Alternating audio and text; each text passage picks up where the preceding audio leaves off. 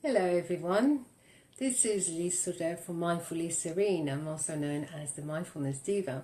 I help people have more joy, peace and calm in their lives. So do you truly love yourself? So it might sound like a cliche to some, but it is true that we really need to learn to love ourselves first before we can truly love other people, and also before we can attract healthy love in our lives. So if you grew up in an environment that wasn't very nurturing and supportive, encouraging, or if you suffered abuse or trauma growing up, it can then be very difficult to love yourself.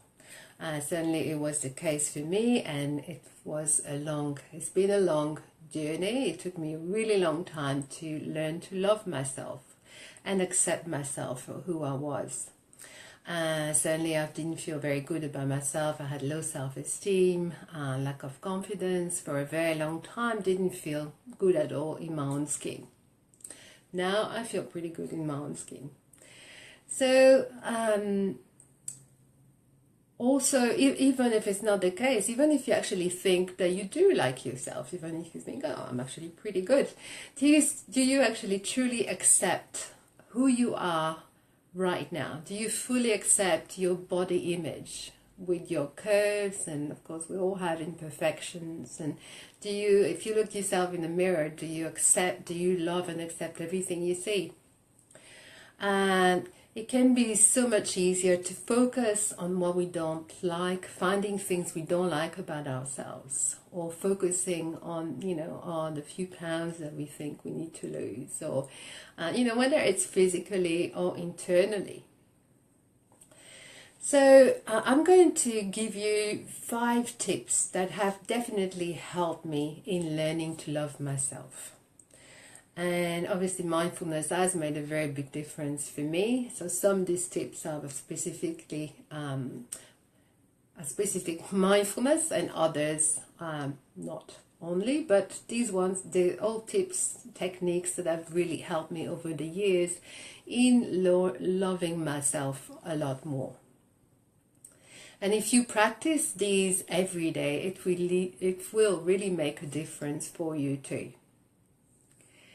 So the first tip is to distance yourself from negative self-judgments. So if you've had depression, anxiety, if you lack self-confidence and self-esteem, you will undoubtedly speak to yourself quite harshly at times and have a lot of negative self-judgments. And even if it's not the case, I mean, we do all have negative self-judgments at times. We can give ourselves quite a hard time. So just start each time you notice that you speak to yourself harshly, or each time you notice your inner dialogue is quite negative, a negative self-judgment, just name it. By saying to yourself, I notice that I'm having the thought or the judgment that I'm not good enough, or that I can never do things right, whatever it is. And in doing so, you create a distance between you and your thoughts. So just noticing it, naming it, and letting it go.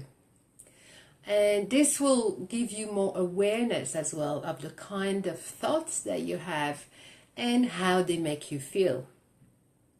Certainly it took me quite a while, through mindfulness. I didn't realize how many negative self-judgments I had, how much I was giving myself a hard time, and how much negativity there was. I was always focusing on, on what was negative about me, not just about me, but about, everything around me.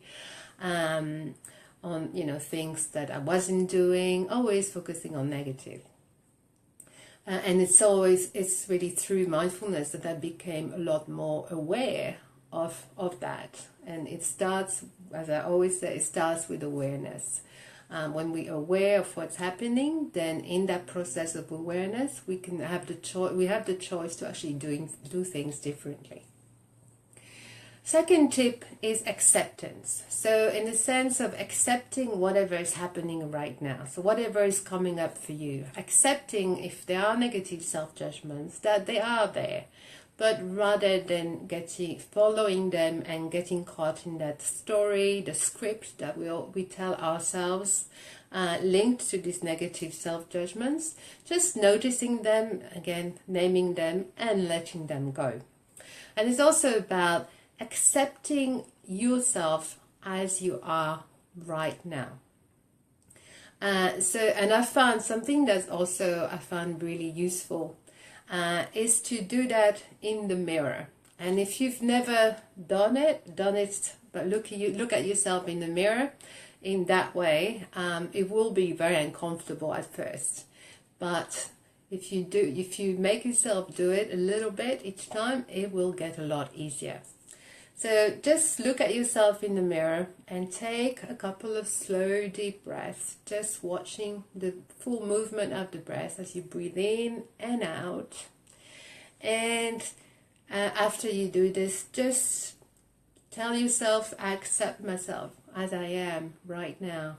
I love myself just as I am. And even if it does, tell that to yourself a few times out loud. And even if it doesn't quite ring true at first, it will still help. That combined with the other techniques and tools, it will definitely help you. Gratitude about yourself. You find things that you're grateful about yourself. That's also a very important exercise. Again, because it can be so easy to focus on things that we don't like about ourselves or things that we haven't done.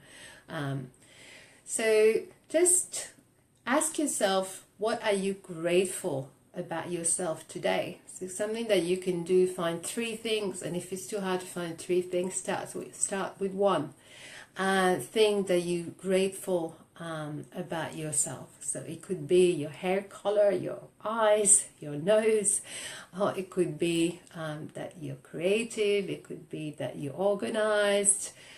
Whatever it is, just find something small that you can be grateful for about yourself. Write it down if it helps you. Do it every day, in the morning or evening or both.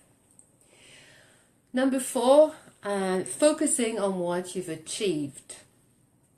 So something that I find really useful to do at the end of every day is actually a list of what I've achieved in the day. It doesn't have to be a list. It could just be, one thing. But focusing on things that you've achieved. And it's so easy to focus on the things that, I didn't finish that today. I didn't get around to it. Oh, God, I've wanted to do this for so long. I still didn't do it. Yeah.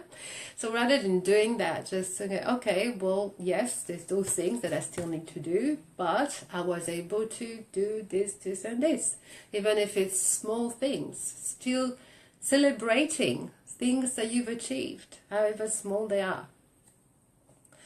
And also generally, if you're somebody who, focusing a lot on things that you haven't done, actually turn it round and make a list now and then of the things that you've achieved in your life, even putting it on your wall.